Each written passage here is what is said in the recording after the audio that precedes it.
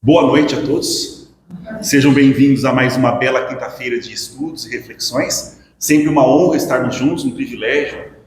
E antes de iniciarmos a conversa da noite, eu gostaria de convidá-los a um minuto de introspecção, de silenciamento, silêncio mental, emocional, para que possamos juntos elevar os nossos pensamentos, elevarmos-nos ao Altíssimo, agradecendo pelo dia, agradecendo pela oportunidade, colocando-nos à disposição dos mestres, dos benfeitores, para que possamos aprender, para que possamos crescer, para que possamos ser um pouco melhores do que já estamos, do que somos. E assim que possamos contribuir para que o bem seja comum no mundo. Que assim seja. Nós vamos para o 6º capítulo. 6º capítulo, Equilíbrio e Saúde. Nós passamos já por uma longa jornada pelo consciente, Acho que vocês se recordam, incursão na consciência. Depois uma grande jornada pelo inconsciente. Obviamente não esgotamos nada dos assuntos ainda, é apenas uma primeira abordagem, são os nossos primeiros passos no estudo da psique humana. E viagem interior, que foi o 5º capítulo. Viagem interior fazendo a síntese da relação da consciência com a inconsciência, ou com o inconsciente. E agora, o 6º capítulo, Equilíbrio e Saúde. Então nós vamos trabalhar com os eixos deste capítulo, trazendo alguns parágrafos para que possamos dialogar, refletir, trazendo aí os nossos repertórios, os nossos estudos pessoais a respeito do assunto. E hoje eu vou começar com a frase que ela citou de Paulo de Tarso. Acho que é 1 Coríntios 15, 23, se não me engano. Mas está na obra, no início do capítulo. Uma belíssima reflexão de Paulo, como sempre, Não vos deixeis enganar, mas conversações. Então, aí há traduções com conversações e há traduções com companhias. Então, más conversações ou más companhias corrompem os bons costumes. Sendo a mente a fonte de onde procedem as más conversações, então, de novo, falando do nosso aparelho psíquico, a mente como a fonte de onde procedem as más conversações, ela exterioriza simultaneamente ondas de animosidade que desarmonizam os equipamentos sensíveis pelos quais se manifestam. Então ela traz um caráter mais concreto para isso que tem em essência uma característica extremamente abstrata. São as nossas palavras, os nossos pensamentos. Pensar é utilizar uma forma de linguagem. E nós podemos exteriorizar esse pensamento ou não. Mas independentemente da exteriorização desse pensamento, ela nos lembra dessa emanação intrínseca do nosso aparelho psíquico. Então aquilo que sentimos, aquilo que pensamos, se exterioriza. E ela coloca, dependendo do teor, nesse caso, o teor más conversações, e essas conversações não necessariamente quando conversamos com o outro, fisicamente. Pode ser uma conversa conosco, ou uma conversa com o outro simbolizado na nossa mente. Então, na nossa psique nós temos também figuras que representam aquilo que nós chamamos de objetos. Não objeto no sentido de algo inanimado. Sempre que falamos objeto na psicologia, nós nos referimos ao outro. Pode ser uma pessoa, pode ser um animal, pode ser também um objeto, não importa. É aquilo que não sou eu. Desarmonizando os equipamentos sensíveis pelos quais se manifestam. Quais equipamentos sensíveis?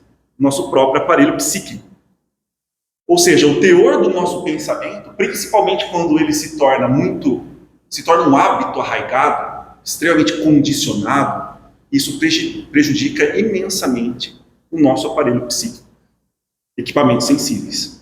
E aí ela vai falar sobre vício mental. Aí, muito cuidado. Nós falamos bastante no livro Plenitude também sobre isso. As nossas conversações, os nossos gostos precisam ser edificantes. Então, pensar, sentir, para além da questão do julgamento, nós não queremos julgar, nós queremos compreender, nós queremos sublimar, nós queremos edificar. Esse é o nosso propósito. Mas para isso eu preciso de muita atenção. Então, plena atenção, escolha, decisão, determinação e perseverança. Aí sim, condicionando os meus pensamentos, criando novos hábitos. Então não é sem consequência aquilo que eu sinto e aquilo que eu penso. É óbvio que se eu for capaz de evitar uma exteriorização física, uma onda sonora, por exemplo, ou um movimento com o meu corpo violento, agressivo, já é algo positivo, já é um passo, já é uma conquista, mas nós não paramos por aí.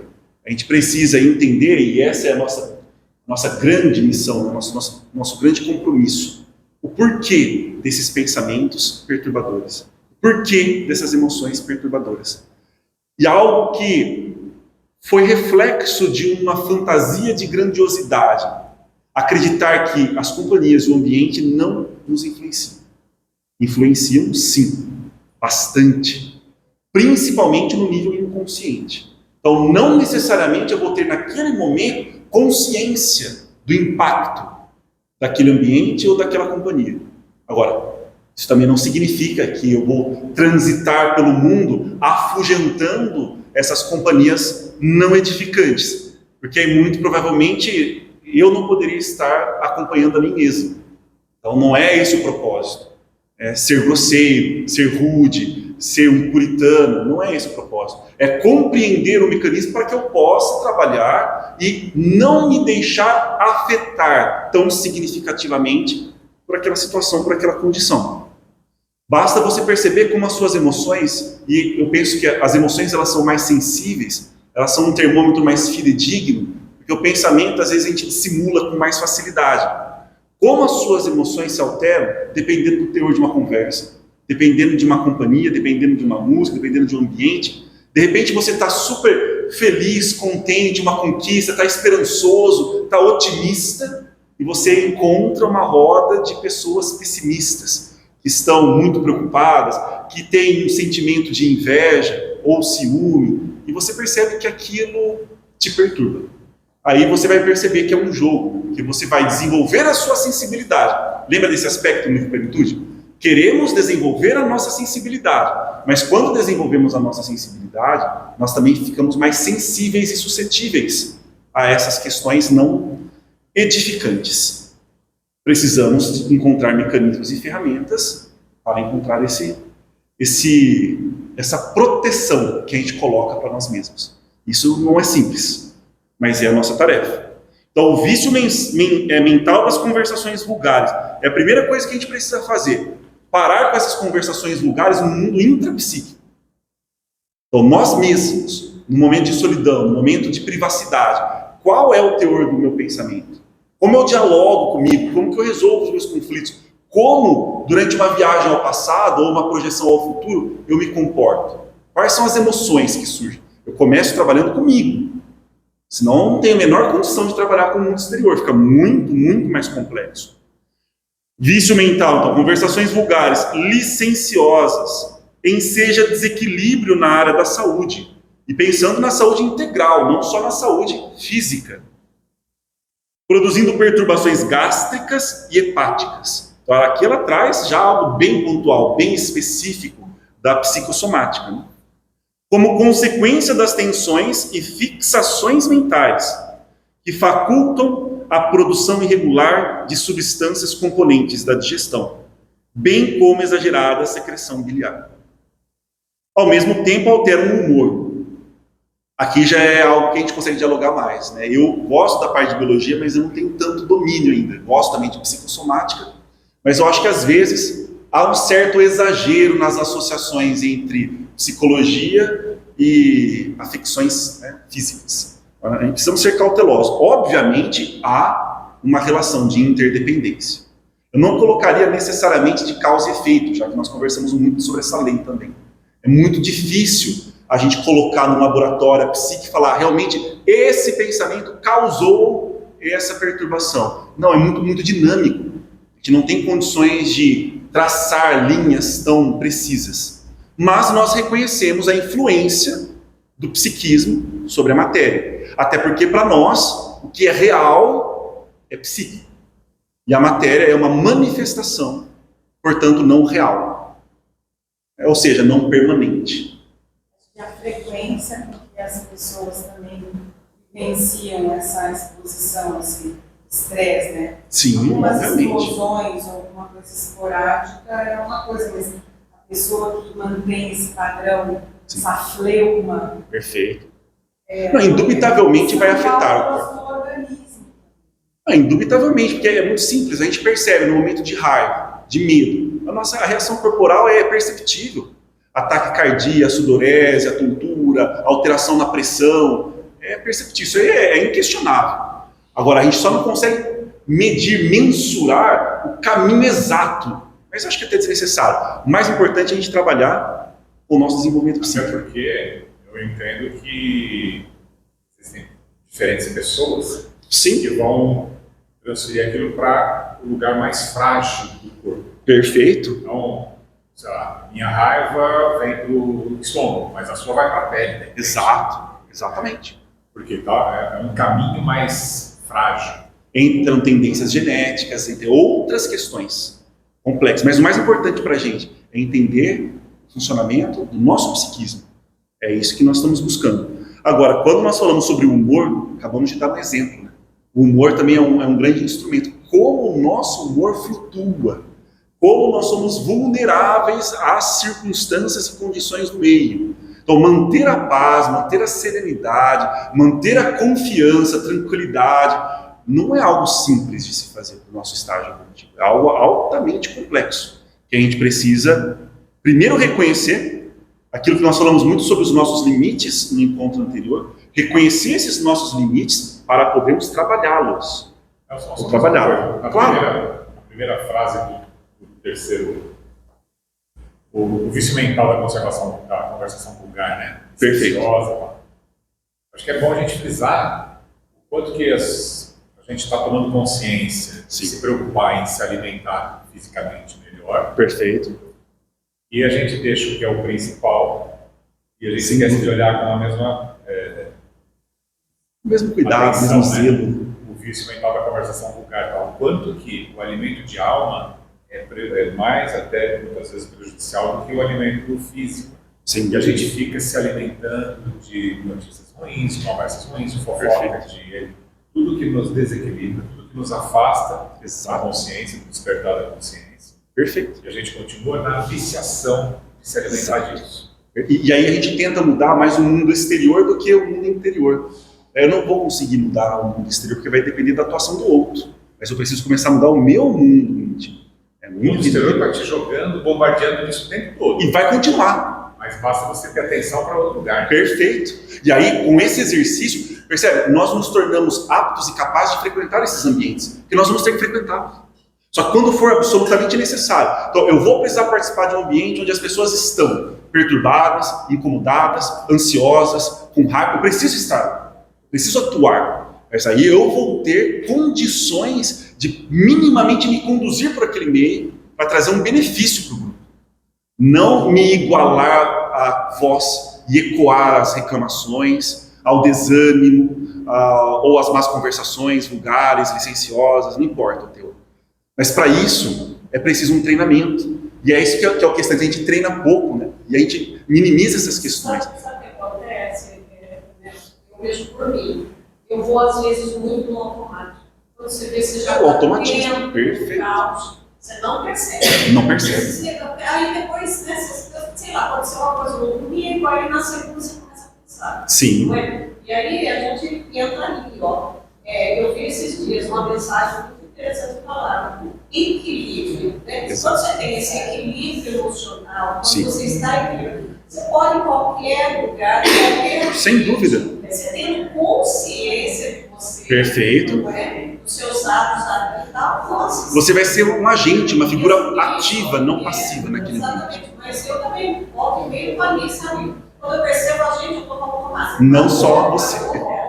E nesse automático, quem assume o controle? Porque alguém está assumindo o controle. Né? Eu acho que é o ego, não é? O seu Complexos do nosso inconsciente estão assumindo o controle. Percebe? Esse automatismo é algo que a gente precisa tomar cuidado. Em muitos momentos nós vamos precisar dele também. Sim. Não tem como a gente estar absolutamente, plenamente consciente ainda.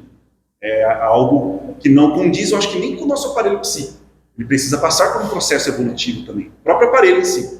Eu acho que vem o simbolismo, por exemplo, né, quando a gente fala disso, veio muito forte esse simbolismo de Jesus caminhando sobre as águas. Perfeito. Nossa, essa é uma imagem belíssima. Maravilhoso, né? Porque é isso, né? E esse simbolismo é perfeito, porque percebe que as águas representam que reino? Exatamente. O reino da matéria. Eu caminho sobre o reino material. Eu tenho domínio sobre ele. Eu tenho entendimento sobre ele. Certo? Fala assim, né? Seria tão, acho que é difícil, mas se a gente se espelhasse minimamente, né? Nos pensamentos, nas afirmações do mestre, né? Sem dúvida. Nossa, como, né? E devemos nos espelhar, mesmo que a gente continue caindo. Sim. Continuamos nos espelhando. Porque aí vai chegar o momento que eu vou perceber, olha, nessa condição, com essas pessoas, ou com esse assunto, eu consigo manter-me consciente. Aí eu vou para outro ambiente, para outra situação, para outro grupo, não consigo mais manter. Aí eu vou reconhecendo os meus limites, isso é importante também.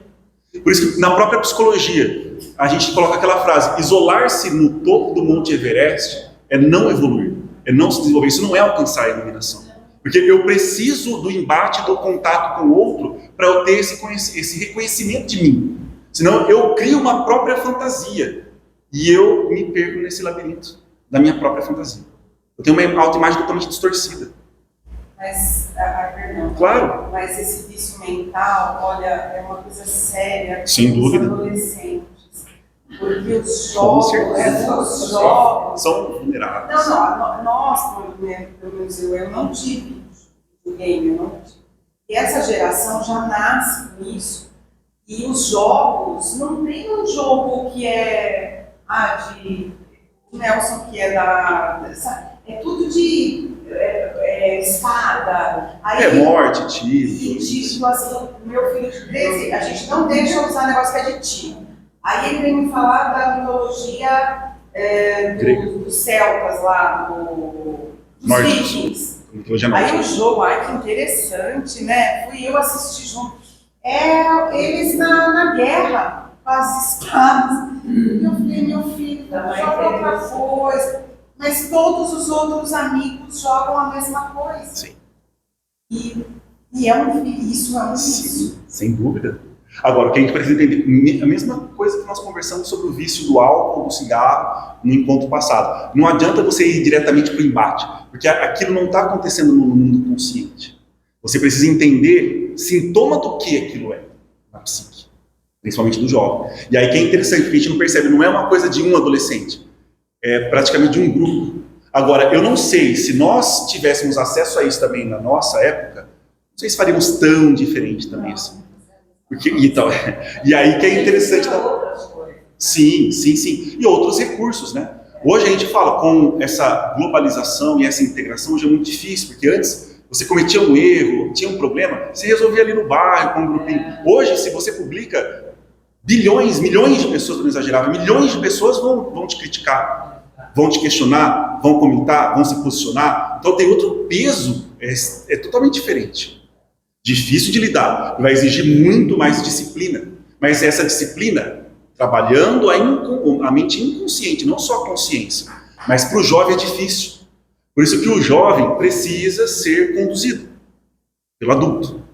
Só nós entramos numa geração em que isso que eu estou falando, ainda mais sendo psicólogo, é quase uma heresia que eu estou falando. Mas na verdade é justamente isso. Quando você atribui a uma criança ou adolescente um poder de decisão que transcende a sua capacidade, isso é um abuso. Só que as pessoas não veem isso como abuso. Elas veem como abuso alguém dizendo não, ou alguém dizendo sim. Agora, não é um não sim unicamente porque é uma imposição coercitiva. Não, você quer saber o porquê do não? Vou dialogar com você dentro da sua capacidade. A partir desse nível você ainda não entende, então você vai ter que confiar em mim. É preciso estabelecer relações de confiança. E hoje isso está fragilizado. Ninguém deixa o jovem falar, né? Querem impor coisa na cabeça dele, mas aquele que você falou, tirar. Exato. Tirar para ver o que eles têm. Então, mas essa aqui é a grande questão.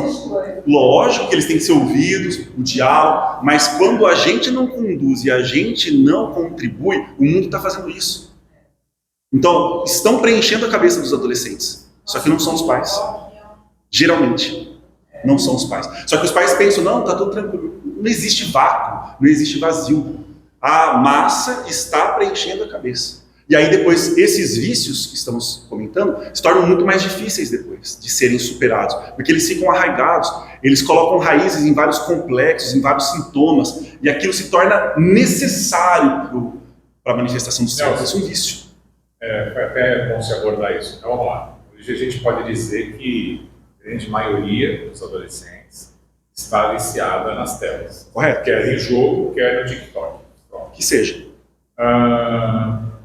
Isso vai ficar lá arraigado, vai ser difícil de tirar, mas de repente ele está lá no trabalho, não consegue ter tempo mais para fazer aquilo. Então, exteriormente, pelo menos, ele não está mais jogando tanto. Certo. É o vício que está arraigado ou é o jogo? Né? Porque se é o vício, ele vai ser canalizado. Ele vai ter outra manifestação. Vai ter uma outra manifestação. Correto. Vai para o sexo, vai para a droga, vai para qualquer outro lugar. Vai ser Mas substituído. vai continuar com o vício. Perfeito. E isso que significa entender sintoma do que ele é. Porque senão a gente fica só na manifestação consciente dele. E aí o poder de atuação que a gente tem é pífio. Por mais que a gente tente, domine, vem um agente exterior que me joga ou me exige a manifestação daquele sintoma, vem quase como um automatismo. Então aí que é um exercício muito grande de reflexão, de estudo, de análise. Agora, o problema é que nós não somos a maioria.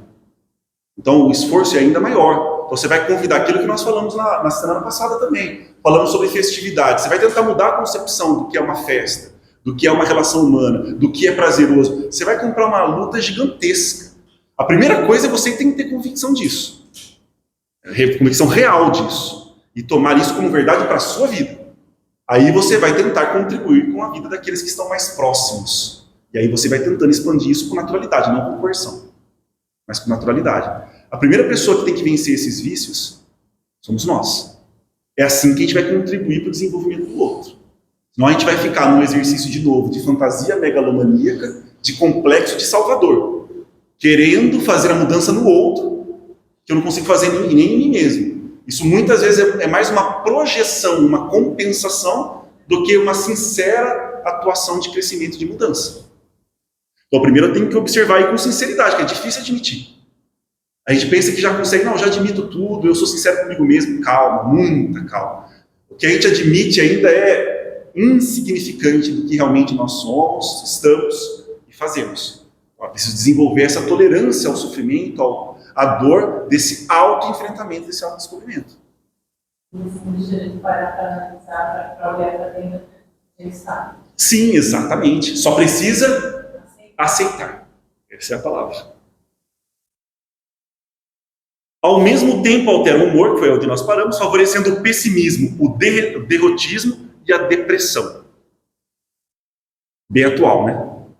Bastante atual. Discernimento sobre o que deve e pode fazer. Não se permitindo eleger o que agrada, mas não deve. Olha que ensinamento fantástico, que a gente já pode compartilhar, inclusive, com os jovens, né? Porque às vezes eles falam, mas eu não posso gostar. Pode. Não estou perguntando se você gosta ou se você não gosta. A questão é, você deve fazer. E a gente faz muito essa associação. E às vezes eu ouço as crianças dizendo, os pequenininhos, né, a gente interage com eles, mas por que você fez isso? Tinha me dito uma coisa que você não ia fazer, você foi lá e fez. Mas porque eu queria. Aí o adulto já entra no conflito com o querer. Quantas coisas a gente também quer, mas sabe que não é o ideal, o adequado, e não realizamos. A criança precisa aprender. Então, você quer, correto, não tem problema nenhum você querer. Eu quero comer um sorvete, você não deixou, por isso fui lá e pedi para o meu amigo, eu fui lá e menti, eu fui lá e fiz isso, fiz aquilo. O fato de você querer tanto isso é legítimo. Mas você teve que abrir mão de outra coisa para alcançar aquilo. Então, nem tudo que você quer, você pode realizar. Você pode fazer. Mas isso que é tão básico quando a gente conversa, muitas pessoas não têm essa formação mais. É um automatismo. Eu quero logo, vou fazer. Eu quero logo, tenho direito. Eu quero logo, preciso ser atendido. E isso torna a mente muito infantil. Por isso que nós temos seres infantilizados hoje. Então, por isso que esse parágrafo é muito importante para a nossa reflexão. Então, é discernimento do que deve e do que pode fazer, não se permitindo eleger o que agrada. Mas não deve. Ou aquilo que deve, porém não convém executar. Imediatamente após a descoberta de como proceder, passar à atividade tranquila, sem os choques da emoção descontrolada. Olha que processo difícil, mas esse é um caminho mais realista, porque é um caminho honesto. A gente não vai conseguir mudar o nosso gosto já imediatamente. A gente vai depurando o nosso gosto, desenvolvendo novos hábitos, mas conversando com a nossa criança interior, conversando com a nossa psique, dizendo para nós também, você quer, mas não. Isso não. É agradável, eu acho que é, mas não vou fazer. Por conta disso. Ou não vou pensar, ou não vou agir. Esse não é o hábito que eu quero sustentar. Não é assim que eu quero me relacionar com os outros. Não é essa postura que eu quero. E aí você vai nesse diálogo de construção de identidade. E aí eu consigo fazer isso pelo outro. E aí é que a gente coloca, né, que a disciplina, ela precede os hábitos, né? Sem dúvida. A disciplina precede a espontaneidade da virtude. Perfeito. Né? Você primeiro vai fazer aquilo com esforço, até que Exato. incorpore. E aí Sim. o inconsciente já virou bom. Perfeito. Mais ou menos. Aí esse é o automatismo, percebe? O meu automatismo já está coerente com isso. Porque o problema não é o automatismo, o problema é quando há um conflito entre o consciente e o automático. Não, o consciente eu ainda estou lutando, mas puxa, quando eu estou desatento, eu estou muito cansado, eu estou muito irritado, aí é outro complexo que assume o controle da minha psique. E eu ajo incoerentemente. Também, voltando, a gente falou, né, os pensamentos. Sem dúvida. Então, os pensamentos, você até pode, assim, você pensa, mas aí, ó, você pode fazer aquilo? Faz. Exatamente. Já é um primeiro passo. Você pensa, mas você não exterioriza. Exato. Agora, pensar também é agir no mundo. Só que é um agir mais sutil. Que você pode, inclusive, criar esse pensamento, até uma forma de ver. Exato. A gente não pensa nisso. Sem dúvida. O pensamento é poderosíssimo. A linha oriental, ela fala muito disso. Com certeza. O seu pensamento, ele cria formas. Perfeito. Ele fica lá. Em algum momento, lá ele está lá. Está sempre influenciando. Exatamente. Está emanando. Isso. É uma forma de energia. É. Agora, a gente, óbvio, temos essa compreensão, mas se conseguirmos minimamente fechar a boca, já está. Porque a gente ainda está treinando essa parte, né? A gente ainda está treinando a parte de fechar a boca. Né? No momento da raiva, no momento da frustração. Ou até, não vou poder fechar a boca, mas eu consigo escolher as palavras. Mesmo com uma emoção perturbadora, ela está me perturbando, eu estou sentindo que eu estou ficando mais quente, irritado. Mas você tem algum mecanismo que você consegue escolher as palavras, ou você pensa, mas traduz. Sabe? Você pensa numa palavra, mas não é essa que eu vou usar. Eu traduzo. Tem quase o mesmo sentido, mas é mais elegante. Já é um exercício. Exato. Fica elegante. Agora, o problema é que ela tem que ter consciência que essa é uma elegância na forma, não em essência. Então percebe, não é o problema. O problema é quando ela se confunde e fala, nossa, olha como eu sou virtuoso, como eu sou melhor, como eu sou bom, porque eu escolho as palavras. Não, você não está fazendo nada, você está fazendo assim o mínimo.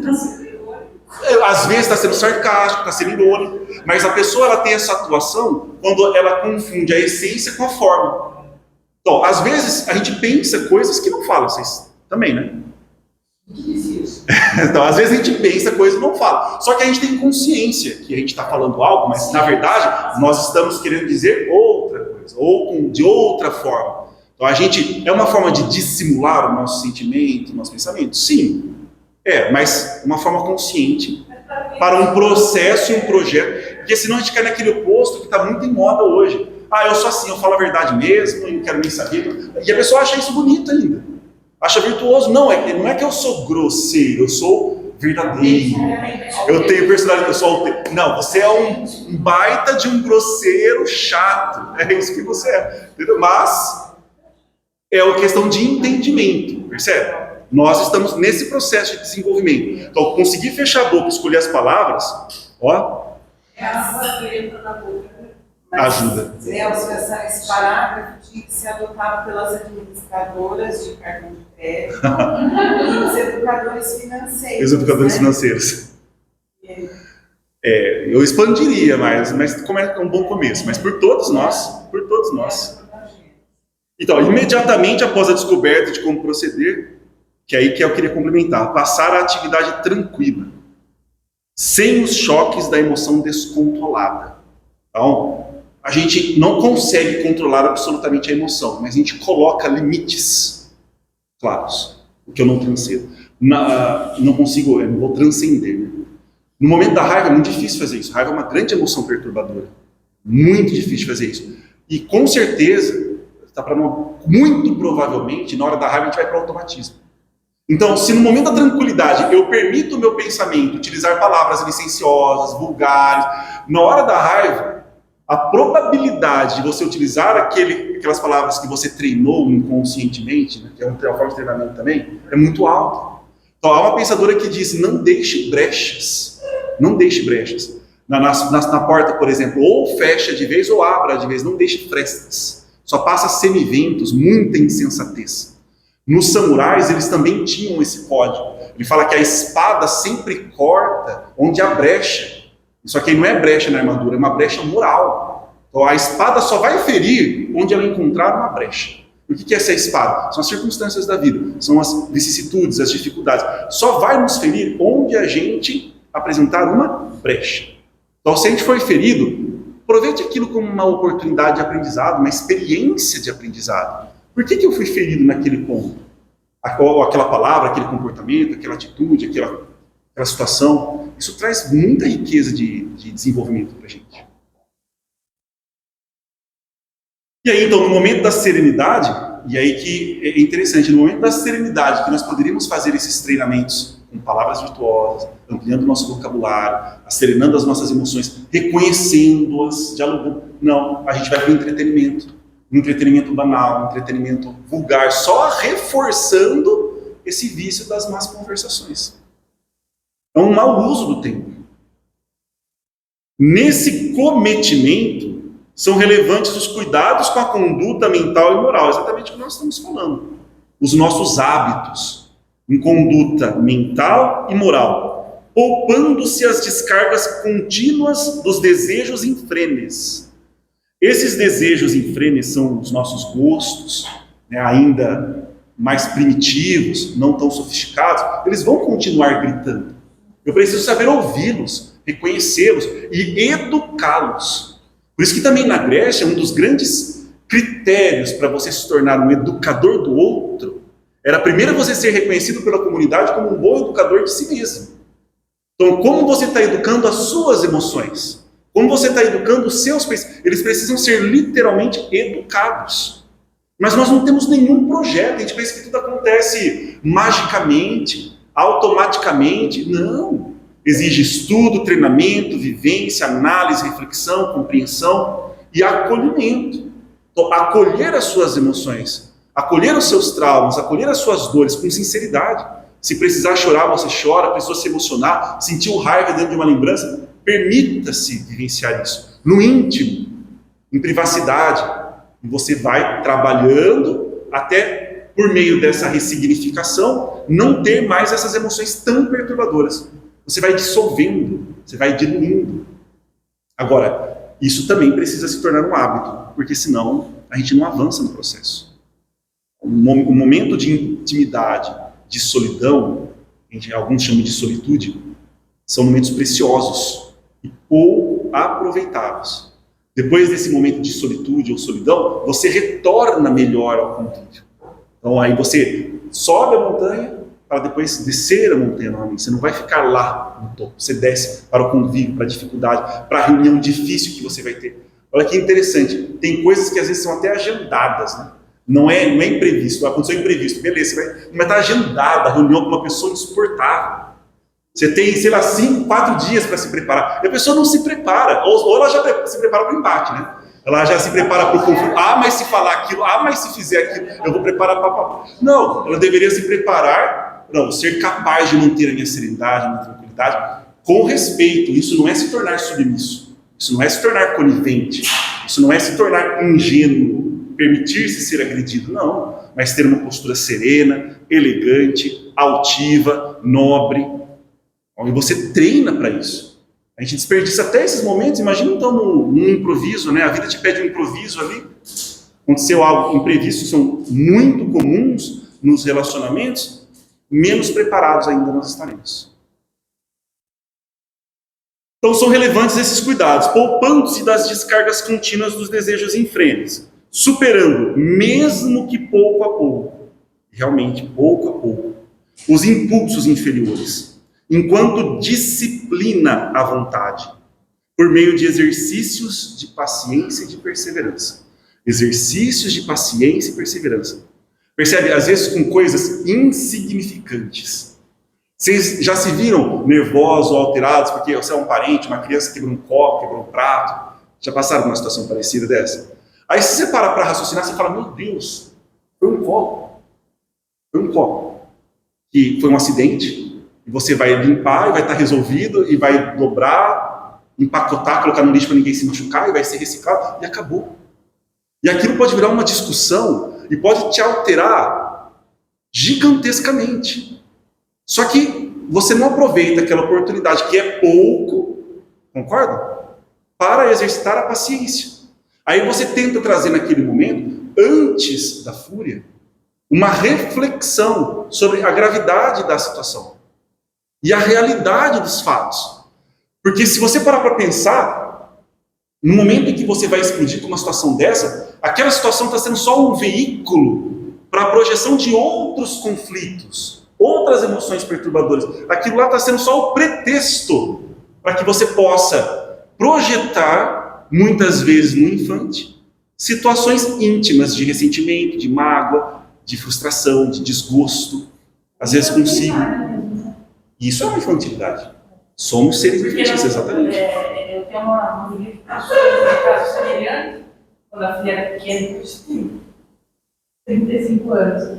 E marcou muito, porque a pessoa convidou para um jantar. Nossa mesa estava maravilhosa. Criança. Claro. E ela pegou o cristal, que foi da avó dela, isso aqui, e a criança falando, cristal é tudo. A mulher fez um escândalo absurdo. Ela falou, calma, é só um copo. Ela falou, que copo? Isso é cristal, foi da minha avó, não sei o que. Então, mas aí qual que foi a ingenuidade da pessoa? No ambiente em que você vai receber crianças, não faz sentido você colocar algo tão precioso, exatamente. Relevante e precioso para você. Então, nós tomamos decisões estúpidas, favorecemos as probabilidades e depois nós ainda reagimos como seres irracionais. Então, quando a reflexão deveria ser, poxa, será que a decisão de um ambiente desse, ter colocado uma peça tão importante para mim foi acertada? Agora eu vou ter que arcar com as consequências. Eu perdi algo que é precioso para mim. Acabou. Então, agora, para você conseguir lidar com esse grau de responsabilidade, autorresponsabilidade, não pode ser infantil. Esse é um exercício difícil, um treino difícil. Então, a gente pode recolher esses exercícios de paciência, foi um ótimo exemplo, esses exercícios de paciência e perseverança nos mínimos detalhes. Vocês já passaram também pela experiência das pessoas que vão costurando no trânsito e depois chega o semáforo, fecha bem na hora que ela vai passar e você vai suavemente e chega e você fala, puxa, se eu parar ao lado vai ficar até constrangedor, né? Vai ficar até constrangedor, então vou ficar por aqui mesmo. A pessoa corre, pum, mas você vai parar. A pessoa que foi com calma e tranquilidade está aguardando o sinal da mesma maneira. Mas aquilo é manifestação de uma emoção perturbadora. E a pessoa não tem, ela vai no automatismo, ela precisa manifestar aquela energia. Mas muitas vezes a gente já fez isso também, a gente está no lado de quem foi costurando. Então aí ainda vai e provoca, né? Para dar mais. Não, mas eu só estou treinando a sua paciência, né? Estou sendo um bom professor para você. Eu passei por uma situação, meu filho mais velho, até 7 anos, ele tinha muito medo de cachorro. Certo. E eu fui convidada a um almoço de domingo. Essas pessoas sabiam que ele é autista, que tem medo de cachorro. Perfeito. E o cachorro da família não pôde ficar preso. E meu filho, o que eu acabei fazendo? Que a pessoa achava que se ele não passasse por aquilo, ele nunca ia, e ele fazia pet terapia. Então ela decidiu ser a terapeuta dele. Isso, que ele tinha, senão ele nunca. Então assim, eu me retirei com meu filho. Sim. Porque o cachorro da família não pôde ficar alguns minutos num outro cômodo e o que meu filho tinha fobia. Sim. Simples. Então, assim, algumas insensibilidades, né, muito grandes. Então a gente percebe total falta de planejamento, irracionalidade, insensibilidade, e a gente só projetando. Isso significa que vai demorar muito tempo ainda para um desenvolvimento. Porque sem essa responsabilidade e tomada de consciência, nem os primeiros passos serão dados. A gente precisa começar com esses primeiros passos. Então, aproveitar essas oportunidades de desequilíbrio e reconhecer que você está desequilibrado. Eu perdi hora, eu estou irritado, eu preciso chegar no horário, mas nossa, aí justo agora fechou o sinal bem na minha hora. São coisas, circunstâncias que vão acontecer. Você percebe a emoção chegando e você a acolhe e dialoga com ela. E você vai ser quase a pessoa que vai apaziguar. Não, tá tudo certo, tá tudo bem, hoje a gente vai chegar atrasado. Infelizmente, eu vou assumir essa responsabilidade, é constrangedor, eu vou ter que falar com o meu chefe, vou ter que fazer isso. Amanhã teremos uma postura melhor. Mas vamos assumir essa responsabilidade com honra. A decisão foi nossa, o auto-planejamento foi nosso. Nossa é você com você mesmo, certo? Então, isso de se colocar em terceira pessoa é um exercício muito útil, didático. Vocês costumam fazer isso? Referir a si mesmo em terceira pessoa? Então, eu vou falar com o Nelson. Não, Nelson. Para, Nelson, calma, Nelson. Você está nervoso, Nelson. Nossa, isso está te assustando. Aí você começa, porque isso é um mecanismo psicológico de... Sem exagero, de uma projeção sem você escolher um objeto que não você mesmo. Assim a gente poupa as pessoas, né? Ajuda bastante. Se os outros fizessem também, seria muito bom. Muito saudável. Então, esse é o intuito. Pensar de maneira salutar. Santuário do nosso pensamento, que é a nossa mente. Santuário do coração, santuário da mente. Pensar de maneira salutar é compromisso valioso para gerar otimismo e paz. Otimismo realista, tá? Não é aquela questão de ingenuidade. Iniciando o programa das ações corretas, que dão nascimento aos hábitos responsáveis pela segunda natureza do ser. Isto é, uma outra natureza interpenetrada na própria natureza. Aqui eu vou ter que pedir licença para vocês, que vai ter que ser uma conversa mais para frente. O que significa segunda natureza do ser interpenetrada. Isso a gente vai precisar de um estudo filosófico, psicológico muito denso, que não vai caber no momento, certo? Mas nós retornaremos isso, porque é muito importante. Inclusive, há passagens no Evangelho que vão nos ajudar nesse entendimento. É só uma Claro. Mas assim, pode até ser por isso, né? Nós, seres humanos, quando a gente colocou lá na outra parte, né, anterior, que fala que a gente ainda tem coisas primitivas, né? Sim. E nós carregamos ainda aqueles estilos animalescos, sem dúvida, né? Ainda daquele período que nós éramos os homens das cavernas. Perfeito. Né? Nem sempre eles tinham cavernas para ficar. Sim, mas é uma referência simbólica. Sim. Mas enfim, né? Sim. E era ali mesmo, ali era o quê? Da sobrevivência, né? Perfeito. Você tinha aqueles estilos mesmo de sobrevivência, de procriar, não é? Exatamente. Então, assim, a gente ainda estava naquela, né? Talvez uma natureza mais rústica, no primeiro lugar, não sei. Também. E aí a gente, né, veio caminhando. Perfeito. Né? A gente já está indo já, né? Nessa evolução. Sim. Sei lá, como os orientais falam, né? A gente tem a beleza, né? Isso, a tríplice constituição. Salas, né? Sim. A sala da ignorância, a sala da instrução e essa sabedoria, a sala da sabedoria. Perfeito. Eu acho que não sei, nós acho que já estamos ali na instrução, não sei. Já saiu, mas a gente carrega ainda, né? Carregamos. Mas essa é a leitura que a gente vai fazer. O simbolismo vai bem nessa direção. Vai bem nessa direção. Agora, isso é importante, reconhecer que o nosso corpo, e consequentemente a nossa psique também, porque há uma relação, tem essa herança filogenética. Então, uma coisa que às vezes as pessoas perguntam, por que tudo que a gente gosta é altamente calórico? Tudo que a gente gosta é gostoso, é calórico. Na verdade, o nosso corpo foi programado para isso. O nosso corpo foi reconhecido para gostar dos alimentos mais calóricos. O problema é que naquela época, então, vou fazer uma alimentação agora, eu vou me alimentar, sei lá, não sei quando vou me alimentar novamente.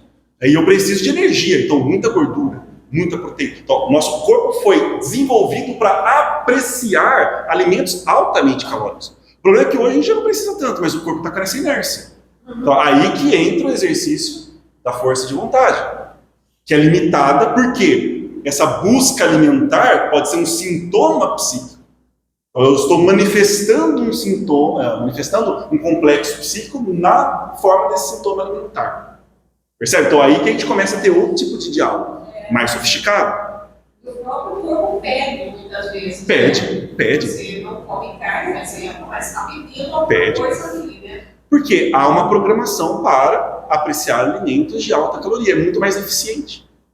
Entende? Como a letra do Roberto Carlos, eu gostei legal, moral, engorda. Sim, a parte do engorda dá para explicar. Filogeneticamente, psicologia evolutiva. É muito interessante. Para a gente estar comendo coisa sem peso na consciência. A gente fala que a gente está, né, esperando o nosso Há um peso na consciência, né? Porque a gente não vai gastar toda aquela energia, mas percebe como abre, né? É assim, mas abre os horizontes do entendimento.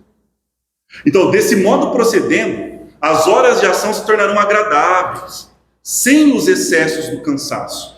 As emoções perturbadoras são altamente cansativas, são exaustivas. Ou a presença da irritação, que também é um agente extremamente perturbador. E as horas de repouso se farão assinalar pela tranquilidade refazente, que recompõe as despesas dos momentos de vigília.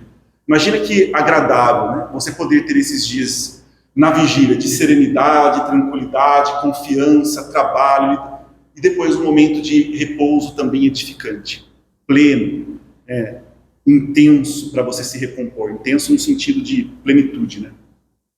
Agora, isso exige trabalharmos as nossas viciações mentais, porque elas que nos deixam exaustos. E esses conflitos são altamente simbólicos e abstratos, por isso mais difíceis de serem reparados pelo sono. O cansaço, vocês conseguem perceber a diferença quando vocês estão cansados fisicamente e cansados mentalmente ou emocionalmente? É diferente, a capacidade de reparação do sono não é tão eficiente nesse caso de exaustão mental, porque muitas vezes você não vai conseguir nem dormir. Então, se for um caso profundo de ansiedade, talvez você não consiga nem, vai passar pela insônia, não consiga nem dormir. Ou então, se for já um caso de exaustão mental, quase uma depressão, você dorme, mas acorda sempre 2 da manhã, 3 da manhã, acorda 2 da manhã, 3 da manhã, e não consegue voltar a dormir. Então, geralmente, quando você tem dificuldade para dormir no início, isso já está mais ligado à ansiedade. Quando você consegue dormir, mas acorda, depois não dorme mais, isso já denota uma exaustão, uma iminente exaustão mental, podendo virar uma depressão. Muitos estudos, né, e relatos da comportamento humano dos soldados na guerra. Sim, aí ó, trauma pós-guerra E a pessoa se transforma, a exaustão. A exaustão é uma exaustão. Transforma. É uma coisa absolutamente complicada, porque eles foram convencidos. É violento. Aí eles foram convencidos a matar outros seres humanos, né? E a acreditar que isso era legítimo. Depois o preço é muito alto. Hoje a gente ouve muito, né, de estresse pós-traumático. Estresse pós-traumático. É uma coisa que a gente não ouve, né? Sim, exatamente. Então por quê? Causar, por exemplo, às vezes um assalto, né, morte, nada, Sim. passou por isso, ou sei lá, um acidente, né? Isso vai depender muito da pessoa. É. Mas o estresse, sempre existiu o estresse pós-traumático. Mas lembra a diferença, se você voltar no tempo, os nossos ancestrais, percebe que o agente estressante era mais físico, mais concreto, era um animal selvagem, era outro ser humano. Então lá, papá, depois você tem, foi resolvido, entre aspas, a situação. Agora o nosso não é algo tão concreto assim que se fala já acabou, a gente vive em constante estado de tensão, em constante estado de medo. Então tem o pico, deveria voltar. O nosso corpo foi trabalhado para isso. Vai dar o pico de estresse, depois ele volta. Vai dar o pico de... Talvez a gente não alcance esse pico de estresse, mas nós estamos num pico relativo que se mantém muito ao longo do tempo.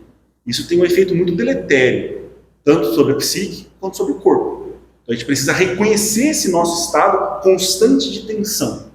Não consigo relaxar mais. E a minha mente não identifica necessariamente qual que é o agente estressor. Aí fica muito mais difícil, porque aí você está no estado de angústia. Isso é um estado psíquico de tensão generalizado. Então, geralmente, as pessoas em estado de angústia, é isso que diferencia até a ansiedade da angústia. Quando a pessoa fala, eu estou ansioso, o que significa? Eu tenho algo para fazer, eu tenho uma prova amanhã, eu estou ansioso. Eu tenho um teste amanhã, eu estou ansioso. Eu vou participar de uma competição amanhã, eu estou ansioso. Eu vou falar em público amanhã, eu estou ansioso. Isso é ansiedade. Dependendo do nível adequado, porque isso faz você se preparar. Né? Dispara um conjunto de ações importantes. Agora, quando você fala, eu estou sentindo algo parecido com ansiedade, mas eu não sei por quê. O nome disso não é ansiedade, o nome disso é angústia. E aí é um sintoma extremamente importante da nossa dinâmica psíquica. Na psicologia a gente diz que a angústia nunca mente. Agora a questão é identificar o que ela está querendo dizer. Por que você está no estado de angústia? Então tudo quanto se tenha de fazer, pensar antes. Isso seria sábio, né? Agora a gente precisa pensar com agilidade, né? Porque quando você tem a reunião agendada, 4 dias para a reunião, aí dá para você pensar bastante, né? Agora, quando aconteceu ali, a pessoa vem para um embate, ela chega violenta, agressiva, perturbada, na hora, você vai ter que pensar muito rápido. Como você vai se posicionar? Eu tenho que garantir a minha integridade física. Então, eu me afasto, eu me posiciono, qual vai ser a reação dela? Como que eu faço? Você tem que pensar muito rápido. Para isso, você já tem que ter desenvolvido um treinamento. Isso é extremamente importante. Pensar antes, então, exige agilidade. Delineando um programa cuidadoso, no qual o improviso não tenha lugar. Aqui, a Joana foi super audaciosa. Né? O improviso não ter lugar vai demorar um bocadinho, né? Mas seria o ideal. Mas mesmo no improviso... Então, mas mesmo nesse momento de improviso, percebe? Se eu for fizer os planejamentos e o treinamento e estabelecer uma constância, uma perseverança, eu vou integrar isso à minha dinâmica psíquica e eu reajo com automatismo.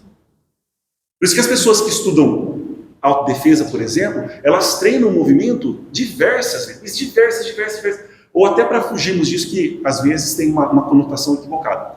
As artes marciais eu acho que é um papel belíssimo, mas foi infelizmente deturpado. Em outra oportunidade a gente conversa sobre isso. Mas a gente pode pensar no tênis, por exemplo. Vocês já assistiram jogos de tênis? Já jogaram tênis?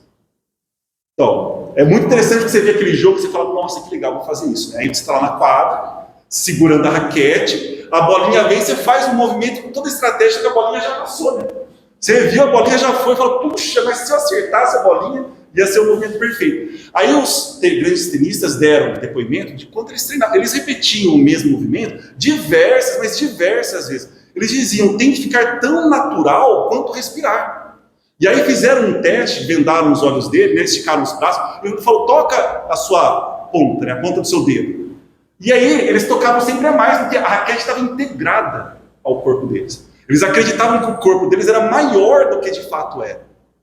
Tantos exercícios que eles fizeram, mas ali com um propósito muito claro, muito objetivo, muito direto. Não minimizando, porque isso é um esforço gigantesco, mas mais simples. Aqui o nosso esforço é muito abrangente, é amplo, é um esforço psíquico. Agora a gente precisa ter esse treinamento também, para sempre reagir de forma equilibrada. É mais ou menos esse o exemplo. Nem tampouco, no qual o improviso não tenha lugar, nem tampouco o arrependimento tardio. Difícil, né? Isso vai acontecer conosco ainda diversas vezes. Então, a gente acolhe o arrependimento, mas sem aquela culpa mórbida, assumindo a responsabilidade, porque a culpa vira terceirização e vitimização muito rápido, muito fácil. Quem se equipa de cuidados erra menos. É justamente isso do treinamento que nós estamos falando. Quem se equipa de cuidados erra menos. Quem estabelece roteiros e segue-os acerta mais. Agora, que roteiro nós estamos criando para nós mesmos? A gente tem um roteiro, não precisa necessariamente, se você preferir, não, eu gosto de colocar no papel, fazer isso, aquilo, legal, te ajuda, é um suporte. Mas esse roteiro também é algo abstrato, psíquico, mental. É escolher qual a identidade que você está construindo, qual que é a sua finalidade existencial. E aí você distribui como hábitos no dia a dia. Você vê, eu tenho 24 horas, 10 horas para dormir, 8 horas para dormir, eu tenho 14 horas, tenho 16 horas. Eu trabalho tanto, você vai descontando, tenho tantas horas, mas isso não significa que as outras não sejam aproveitáveis. Enquanto você trabalha, muito desenvolvimento ali. Enquanto você dorme, dorme igualmente. Como você se prepara para dormir? Qual que é a sua rotina de sono? E não só a rotina física, a rotina mental, psíquica. O que você faz? Você lê antes de dormir, você ouve uma música antes de dormir, você faz uma reflexão a respeito do seu dia, você dialoga com as suas emoções. O que você faz antes de dormir? Então, não estou descartando esse tempo. Mas só para vocês entenderem como a gente vai dividindo. e distribui as ações do dia a dia, com base nesse roteiro. Então aí você vai estar preparado para conduzir o seu corpo e as suas emoções em dadas situações. Veja como é difícil, por exemplo, para a gente pegar na questão alimentar. Se você faz um treinamento alimentar, não é aquela dieta maluca de 2 meses, porque você vai ter um casamento, uma atividade lá. Não, estou falando alguém que realmente quer fazer uma reeducação alimentar. A pessoa que faz isso com uma rotina e cria um roteiro, quando ela vai para um ambiente público, para um ambiente, sei lá, uma festa, alguma coisa, ela já consegue, o corpo vai querer, fala, não, mas isso eu não vou consumir, mas isso eu não vou beber, mas isso eu não vou comer, bom, isso, aquilo.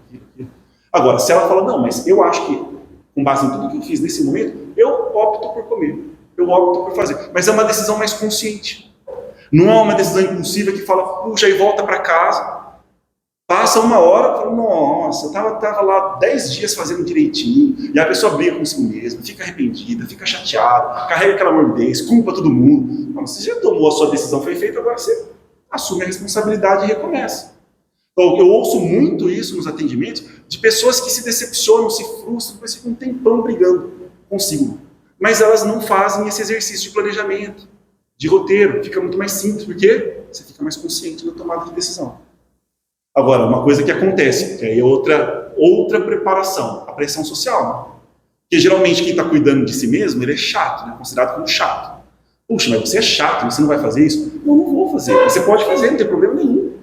Então por que eu sou chato? Porque eu estou tomando uma decisão diferente da sua. Fala que é chato porque não consegue saber igual. Então, só que aí se a gente falar isso, tem que dar o momento certo para responder isso, entendeu? Eu não consigo. Tem que ter o momento certo para falar isso.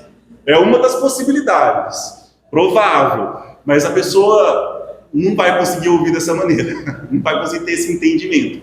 Mas a gente consegue se posicionar, mesmo outro, fazendo essa leitura. Não estamos fazendo isso para ofender ninguém, para chamar a atenção de ninguém. É importante para mim. Então, as pessoas às vezes pensam, e aí é uma frase importante também, isso na psicanálise. A maior traição que a gente comete é a traição para com a gente mesmo. Trair os nossos princípios. Se nós não nos traíssemos, muito pouco provável a gente trairia outras pessoas. Porque nós não trairíamos as nossas palavras. Nós não trairíamos os nossos princípios. Então a maior traição é aquela que a gente comete com a gente mesmo. Isso machuca muito. Isso fere muito. Por isso que as pessoas voltam com uma sensação de terem sido derrotadas. Só que elas foram derrotadas por elas mesmas.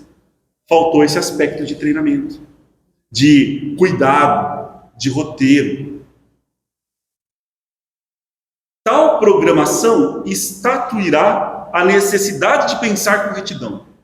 Essa é a nossa escolha, nosso compromisso. Queremos pensar com retidão, mesmo quando as circunstâncias e pessoas sugiram outra forma. E essa sugestão pode ser mais explícita ou velada, direta ou indireta. Cuidado com as sugestões, é muito sutil. Nós somos ainda seres psíquicos altamente sugestionáveis. Por isso que eu falei da questão das crianças e do adolescente. Quando o pai fala, não, eu não quero sugerir, eu não quero induzir, eu não quero conduzir, ele tem que ser livre. Nossa, mas quanta ingenuidade, quanta inocência. Você não está fazendo, criatura.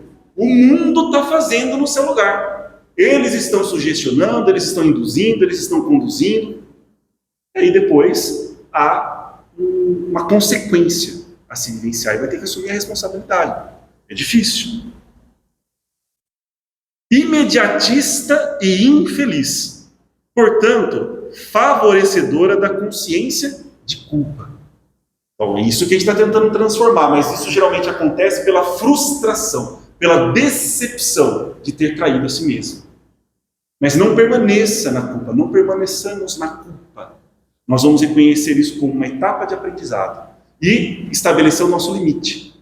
Nesse grupo, e aí você vai perceber a diferença. Quando você está com seus parentes, você muda o seu comportamento. Quando você está com seus amigos, quando você está no local de trabalho, você muda a sua postura, você percebe mudança no seu tom de voz, mudança na sua linguagem corporal, mudança nos seus pensamentos. Se você observar atentamente, você vai ver isso, você vai ver as pessoas fazendo. E você vai se ver fazendo isso também. Não necessariamente é ruim, porque a gente precisa vestir uma persona em cada ambiente. Só que eu preciso ter consciência, minimamente consciência, se aquela persona está a serviço do meu ideal. Obviamente, eu não vou me comportar no ambiente de trabalho como eu me comportaria com os meus parentes. É óbvio, ninguém está pedindo para fazer isso. Isso, de novo, é aquela visão da pessoa que justifica a própria ignorância, a própria lascívia, a própria grosseria, dizendo que ela é verdadeira, ela é honesta, ela é sincera, ela é a mesma em todos os lugares. Não, isso não existe. Ela só está se enganando. Nós precisamos dessa flexibilidade, só que não para tirar proveito do outro. Não é uma visão manipuladora, utilitarista. Nós colocamos a nossa persona a serviço do que nós estamos buscando e beneficiando o outro.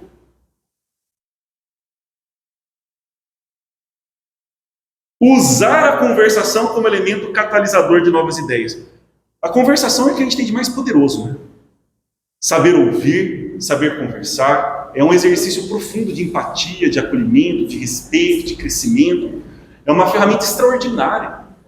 Se você pensar nas terapias, nas psicoterapias, elas se fundamentam na conversação, no diálogo. Então nós temos que ter muito cuidado, muita atenção, não sermos displicentes, levianos nesse aspecto do nosso dia a dia.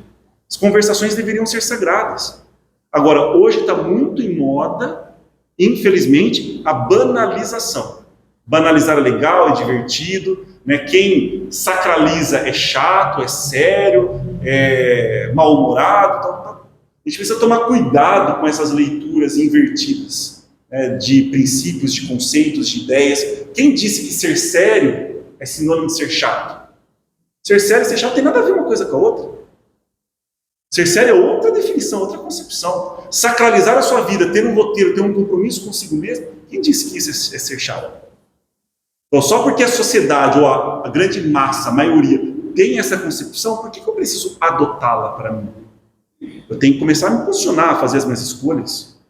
Então, olha que interessante a conversação. É muito agradável quando você conversa e surgem novas ideias. Você descobre tem novos conhecimentos. Enobrecimento, ventura, estimula a criatividade, a coragem, a perseverança no bem. Olha o potencial que nós temos à nossa disposição, que é a conversação. E aí eu trouxe o contraponto. Assim como a conversação, nós temos o silêncio também. O silêncio também é extremamente saudável, necessário, poderoso.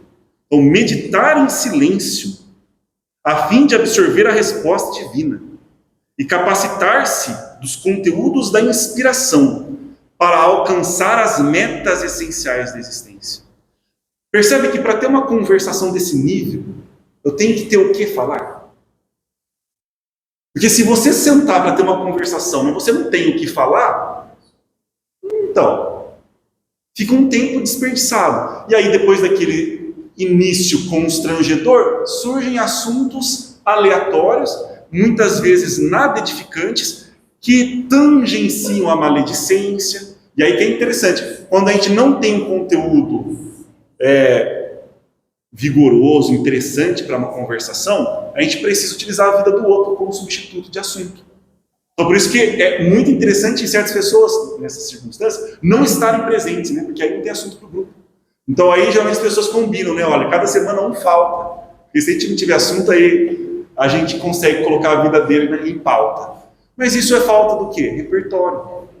É falta de estudo, é falta de leitura, é falta de profundidade, é falta de silêncio. Porque você vai, por meio da meditação, do silêncio, do estudo, da introspecção, você vai trazer a sua descoberta ao mundo, com humildade, com respeito, sem imposição, mas aí vai ser uma troca de ideias. Platão tinha um conceito muito bonito para isso, que era banquete de ideias. Jung até se aproveitou dessa ideia. O termo é eranos. Ele criou o círculo de eranos. Eles se encontravam de tempos em tempos. Aí tinha um que era psicólogo, um que era físico, um que era filósofo, um que era médico. Eles se encontravam simplesmente para conversações. E trocavam ideias do que eles estavam estudando, do que eles tinham pesquisado, do que eles estavam conjecturando, do que eles estavam imaginando. Então, um banquete de ideias. Isso é extremamente agradável. Então, enquanto você vai se alimentando, imagine nos nossos lares, se nós conseguíssemos conciliar pelo menos os momentos de refeição do corpo em momentos de conversações. Mas não só simplesmente, como foi seu dia? Não, foi legal. Então tá bom, é um bom começo. Mas isso se esgota. depois que você esgotou esse nível, vamos dialogar sobre ideias. Que livro você está lendo? Nossa, eu estava lendo um conceito que falou sobre isso, mas e a mente, e o medo, e a dúvida, eu percebi esse medo. Percebe que a conversa vai ganhando outra proporção. E aí você começa a achar isso agradável, prazeroso. Aí você vai querer esse tipo de ambiente, esse tipo de convivência. Porque a busca por essa sensação de felicidade é intrínseca ou íncita à nossa psique. A gente vai buscar. Só que a gente busca substitutos. E é isso que o jovem faz, geralmente. Ele busca substitutos. Geralmente, o videogame, por exemplo, o jogo é um substituto. É um substituto para a vida, para uma conversa edificante, para uma boa leitura. Só que aí eu preciso desenvolver aparato intelectual para acompanhar. Senão não faz sentido, eu não vou conseguir acompanhar. Aí vai ser tedioso para mim. Não vou conseguir contribuir, vai ser constrangedor para mim. A nossa geração teve isso, né? E muitos aqui, né? Que a gente, quando era jovem, tínhamos esses momentos de a gente tinha esses conversação. momentos, né? Às vezes, assim, em sala de aula, às vezes faltava uma pessoa, ficava lá discutindo, né? Ou Sim. mesmo em sala de aula, era gostoso, jovens, quando a gente saía, porque a gente tinha isso, né? Ter esse Exato. hábito, né? De conversar, de discutir, né? Sobre várias teorias, né? Exatamente. Eu sinto falta disso. Então, por isso que o grupo que nós estamos formando aqui é fantástico, porque a gente vem aqui justamente para um banquete de ideias. Cada um tem a sua formação, a sua vivência, a sua história de vida, e nós estamos buscando esse mesmo ideal. Então, estamos aqui às quintas-feiras compartilhando isso, justamente para nós nos alimentarmos, nos nutrirmos. Então, a gente não precisa buscar um substituto para isso, falso, um pseudo banquete. Você pensa no jogo, por exemplo, olha que interessante, você vê um adolescente tão apático diante da vida, né? Não quer enfrentar os desafios reais, mas os desafios do videogame, para zerar, para passar de fase, para vencer o não sei o que, nossa, parece mais real para eles aquilo do que a própria vida. Aí você fala para eles, mas olha, a prova você pode encarar como um videogame, como um jogo, né? A prova de física, olha que bacana, você vai ter superpoderes. Você vai entender física. Não, isso eu não quero. Eu quero ir lá, porque aí, se ele morrer, eu recomeço. Se faz... Percebe? Tem todo um jogo psicológico que faz aquilo ser um substituto agradável para a vida. Esse é o perigo. O interessante é o seguinte, né? Nós aqui vivemos na Matrix. Sim. Já vive na ilusão. Já vivemos nisso. E aí, quando a gente mergulha no jogo, é a Matrix da Matrix. Exatamente. Por isso que Platão tecia algumas críticas. No caso ao teatro, a transformação, é outra conversa. Mas justamente nisso, porque aí você já está num jogo de ilusões e cria um jogo de ilusões substituto para esse jogo de ilusões. É um aprofundamento, né? Nossa, eu acho que é um aprofundamento dentro daquela ilusão. Porque ele Sim. continua nesse mundo de ilusão, que é o mundo material. Lógico. Só que ele mergulha mais fundo, ele vai num Perfeito. subproduto daquele. E aí ele está alienado, ele pode estar até corporalmente nesse mundo material, mas psiquicamente não. E a psique é o aspecto real da vida. E o metaverso vive por isso também. Nossa, exatamente. Então, pessoas que preferem conversar com inteligência artificial em vez de conversar com uma pessoa real. Eles nem gostam mais de conversar. É difícil. Não, eu fico preocupado porque eu vejo adultos fazendo isso, né? Você pega... As marcas mais vendidas. Lógico. Então, mas essa que é a questão. Nós não estamos... Sim, mas não é tecer uma crítica ao desenvolvimento tecnológico. Isso é muito importante. Significa que a gente está tendo domínio disso. Nós sermos capazes de criar esses aspectos, nós estamos entendendo minimamente as leis naturais. O problema é quando a gente não percebe que isso é um substituto para a nossa vida, para a nossa realidade. Aí é o grande problema. Então você imagina, você vai escrever uma carta para alguém. Imagina, sobretudo uma carta amorosa ainda. Você não pode pedir para uma inteligência artificial escrever para você. Não tem sentido. Porque aí o que você está querendo fazer, você não está querendo escrever sobre os seus sentimentos, você está querendo impressionar o outro. Então virou uma competição para impressionar por retórica, por jogo de palavras, né, e por uma pseudo-erudição, profanando a sacralidade da essência daquilo que você está fazendo. Percebe? Então o problema não é ter o recurso, o problema é como eu estou utilizando o recurso. E aí perde-se a graça, porque a questão não é se pode ou não pode, é errado ou certo, eu não estou discutindo isso. A questão não é agradável você sentar, pegar um pedaço de papel e escrever o que você está sentindo por aquela pessoa, por aquela ideia, por aquela situação. Poxa! E além da agradabilidade, né, nós estamos aqui para quê? Exato. Exatamente para desenvolver isso em nós. Essa Na hora que sensibilidade. a gente terceiriza isso, Perfeito. Não está desenvolvendo. Você sabe, eu tenho, eu acho que todo mundo sabe fazer aquela música na inteligência artificial. Perfeito. Mas a partir de uma poesia Sua. própria. Exato. Porque, se quisesse pôr a ideia lá, ele faria a poesia para a música. Exato. Mas você usou a palavra, eu também usei, a profanação. É a profissão. Exatamente. Porque não é uma questão se é certo ou errado. Aquilo é íntimo, é pessoal. Entende? Agora não. Eu preciso escrever um texto técnico que tem, sei lá, tem 8 linhas, mas ele precisa ter 6.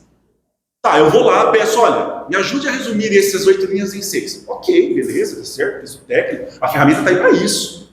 Agora, não é para toda e qualquer situação. Principalmente se for alguma coisa de automatismo. Não, porque Isso. Se for para desenvolvimento, se o Einstein estivesse desenvolvendo uma equação, não faria tanto sentido. Porque ele Exatamente. precisa que aquilo brote. Perfeito. E aí que é o ideal. As pessoas não estão tendo mais essa percepção. Estão abrindo mão, pegando fantasias e recursos para substituir o privilégio de viver. A grande honra de viver. Então, Quem está sendo usado, né? Então, assim, Exatamente. hoje analisou-se também isso esse e faz sentido. Faz sentido. Por isso que se nós não podemos primeiro perder essa capacidade de conversar com a gente mesmo. Né? Essa conversa íntima, que a gente chama de silêncio. É um silêncio para que você permita a sua conversa com o divino em você.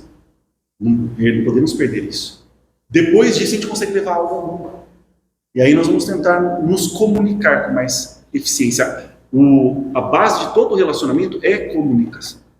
Não só verbal, mas linguagem corporal também. Né? A colocação, a entonação, toda a complexidade e elegância de uma comunicação humana. Eles falam, né, o que difere nós, né, seres humanos, dos animais, é a linguagem, é a fala. Né? Essa linguagem Além, abstrata. lógico, né, do nosso período. Lógico. Eles têm uma outra forma de comunicação, utilizam feromônios, etc. Mas, Sim. né, o que difere nós dos animais. É um código de linguagem altamente sofisticado, abstrato. Oh, perdão. Oi? E a gente não estamos Então, um recurso belíssimo. É engraçado, né? Infelizmente. É isso que a gente está tentando corrigir na nossa vida primeiro. Preservar a paz, mesmo que a alto preço, estimulando-a em todos quantos o cerquem. Ou seja, a paz como prioridade, mas a paz não no entendimento ingênuo e infantil novamente. Não é aquela paz da omissão, aquela paz da submissão. Não, é a paz de estar alinhado ao seu princípio divino, coerente, sabendo se posicionar, sabendo se comunicar, evitando ferir. É óbvio que sentir-se ferido depende muito do outro, mas a nossa parte a gente faz para uma comunicação não agressiva, uma comunicação não violenta, que eles falam, uma comunicação mais suave, mas algumas, só a ideia em si já pode ferir pessoas que estão fragilizadas, não querem escutar. Então a gente vai tentar entender isso e, dentro da possibilidade, manter sempre a harmonia na relação. A pessoa não está entendendo aquele assunto no momento. Naquele momento, o assunto não é uma questão de urgência, de premência. Então, vou esperar o momento mais adequado. Por isso que a gente fala de sabedoria, não é só saber fazer, saber o que fazer. Saber como fazer e quando fazer. Então, o sábio, ele sabe o que fazer, é óbvio, a primeira coisa. Né? Saber o que eu vou fazer, beleza. Mas eu tenho que saber como, porque eu estou pensando no outro que vai receber, não em mim que estou na ação. E quando fazer. Aí sim, a gente tem sabedoria. Colocar no lugar do outro, né? Tá recebendo a capacidade dele. A gente tenta fazer isso. Há limites, a gente não vai conseguir fazer isso em plenitude, em completude. Mas, na medida do possível, a gente sempre tenta se posicionar, entendendo a perspectiva do outro. Por que ele está sofrendo, por que ele está incomodado, por que ele está irritado, por que ele está fragilizado, sem tentar diminuir a dor do outro. Porque às vezes a gente chega com conselhos que nós já demos exemplos, tudo são conselhos que só estão ferindo, não estão ajudando. Nos ambientes familiares tóxicos, assim, quando você procede essa mudança, por exemplo, por experiência, minha família no interior são de italianos da agricultura, pouca educação Espaço clássica. para emoções. Não, e questão de cultura. Sim. Então, assim, quando você assume posturas diferentes, há um estranhamento muito grande também. Você tem que se preparar para tudo isso. Exatamente. E respeitar todas as formas de conhecimento. Ele não necessariamente ele não domina o conhecimento clássico, mas uma experiência de vida que pode me contribuir também. Então, aí eu preciso ter um posicionamento sempre de humildade. O sábio está sempre em posição de humildade porque ele reconhece que tudo é uma oportunidade de aprender mais e manifestar sabedoria, em qualquer circunstância. Tendo a empatia, né, de num caso assim, abaixar a sua, né, é claro que não é se rebaixar no sentido de Sim. fazer alguma coisa que estivesse fora da moralidade e tal. Mas eu para digo se assim, fazer, Exatamente. para passar despercebido, de né? experiências, eu estava falando, né, você citou o exemplo da mesa, né? Sim. A experiência que eu tenho da minha infância é que a alienada chegava a um ponto que o pau quebrava na hora do Sim. almoço. Né? Depois, lá pelas 3, 4 horas... Estava todo mundo junto de novo. Mas assim, então, por exemplo, as minhas tias, você disse do vício mental. Sim. Você pode tratar a pessoa como uma rainha, mas ela vai achar um jeito de achar uma coisa para falar mal de você. Quando você começa a se distanciar desse padrão de comportamento, você escuta, então você escuta a crítica do seu grupo. Ah, ela é superior, ela não fala mal das... E a gente tem que se preparar para esse tipo de coisa fato. também. Aí sim, percebe, mas vai depender do conteúdo. Agora, ela é arrogante porque não fala mal dos outros. Aí eu sinto muito, pode me achar arrogante o quanto você quiser. Porque eu sei que custou muito para eu conseguir diminuir a maledicência. Porque as pessoas são sérias. Sim, então, aí há vários fatores. Então, mas percebe, aí eu entendo o outro. Eu não preciso ir para o conflito, para o confronto. Não, mas por que você faz isso? Vai para aquela discussão. Se a pessoa não quiser entender, ela não vai entender. Então, essa é outra coisa estúpida que a gente faz. A gente quer dar aula ou dar discurso quando a pessoa está gritando, exaltada, ela não está nem escutando a si mesma. Ela vai escutar o que do que a gente está falando? Então aí você está só na necessidade de entrar numa competição. Nós ainda somos seres muito competitivos. Mas como assim você está falando? Eu vou falar também. Como assim você está gritando? Eu vou gritar também. Como assim você está falando mal? Eu vou falar mal também. E a pessoa não percebe, né, que olha, você está prejudicando a si mesmo. Então aí a gente começa a ter um posicionamento diferente. Não ser conivente, cúmplice ou aceitar é óbvio, mas eu não participo disso. E aí a opinião do outro com relação à minha busca, desculpe-nos, mas é irrelevante. Não tem relevância. Agora, se ele faz uma crítica correta, só o silêncio. Agora, se ele faz uma crítica que procede, interessante, realmente isso, olha, naquele momento eu fui arrogante. Geralmente a gente não vai por esse caminho, geralmente a gente vai pela dor, né? Se ele falou alguma coisa que fez você sair do eixo, você perdeu o equilíbrio, é porque provavelmente em algum nível ele falou uma verdade. A experiência que eu tenho, assim, que geralmente melhor é você partir para o bom humor, para a brincadeira. Então, deixa a fulana ser feliz. Então você parte. Você tenta amenizar. Porque eu acho que tem os contextos de cada família, né? Aqueles falsos puritanismos e aqueles valores rígidos, né? Então eu acho assim, eu passei por bastante tempo essa coisa de querer convencer, lá muito mais jovem. Querer ensinar. Até que se a gente chega num ponto e fala, não, cada um está no seu degrauzinho e cada um tem o seu livre-arbítrio, né? E você encontra uma forma de manter os seus princípios e sua coerência para não se trair, mas não entrar em embates desnecessários numa tentativa vã de modificar o outro. Nem sempre é fácil. A verdadeira saúde não se restringe à harmonia e ao funcionamento dos órgãos, possuindo maior extensão, esse exercício a gente já fez no livro Plenitude, né?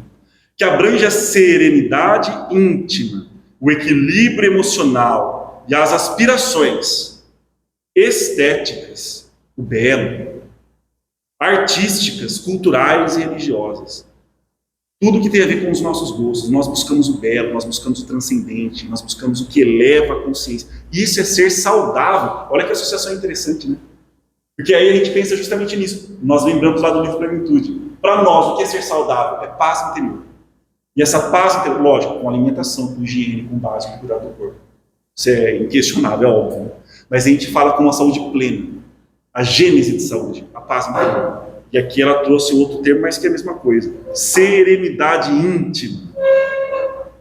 Assim, pensar bem e corretamente permanece como primeiro item de um bem estruturado programa de saúde. E aí a pergunta é, você tem um programa de saúde? Não, eu tenho um plano de saúde, mas isso é outra coisa. Você tem que ter o seu programa de saúde. E ela está, olha, mostrando um roteiro que dá para a gente começar a trabalhar já. Roteiro de saúde, comece pensando bem. Esse é o seu programa de saúde. Eu vou pensar bem, eu vou depurar o meu gosto, pensar na estética, na arte, na cultura, né, nas virtudes, nos valores. Simplicidade, né? Nosso programa de saúde, aí você coloca lá. Tem até o telefone quando você precisa marcar uma consulta, né? Vai aparecer você mesmo lá na consulta. Opa, deixa eu me acolher aqui, o pensamento não tá bom. Vamos ver qual é o medicamento agora. Aí você vai ver, uma boa leitura, né? O medicamento hoje é uma boa leitura. Leia o livro da série Psicólogos, leia o Evangelho, leia o livro dos Espíritos, leia um livro de filosofia, contemple boas pinturas. Então são os nossos medicamentos. Boa música. A coincidência, né, com a obra Vida Feliz do Sêneca. Vida Feliz do Sêneca. Que é as virtudes, né? Exatamente. Então, uma vida calma, serena, né? Sem aquela excitação, aquela euforia, aquela agitação. Às vezes eu passo em sala de aula e é o meu mantra com os professores e com os alunos. Não há aprendizado se o ambiente não estiver sereno. A sala de aula tem que estar serena, calma.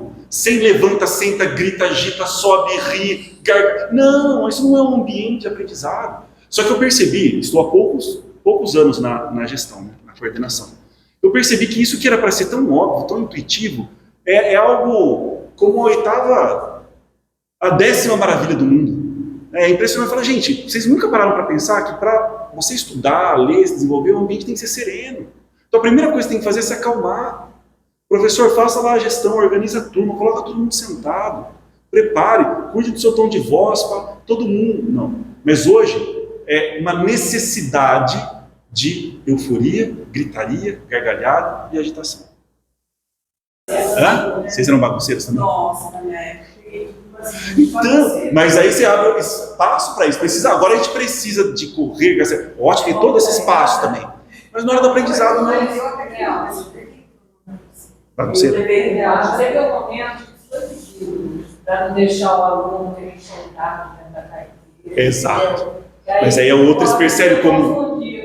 Exatamente. Aí começou a soltar. Por quê? As pessoas não entendem que não é por coerção que a gente quer fazer isso. Não, amarra, coloca uma fita na boca que vai ficar todo mundo sereno. Não é isso que a gente está fazendo. Nós estamos lidando com seres humanos. Então a gente tem que mostrar para ele, olha, é muito agradável quando você está calmo, tranquilo e ouve.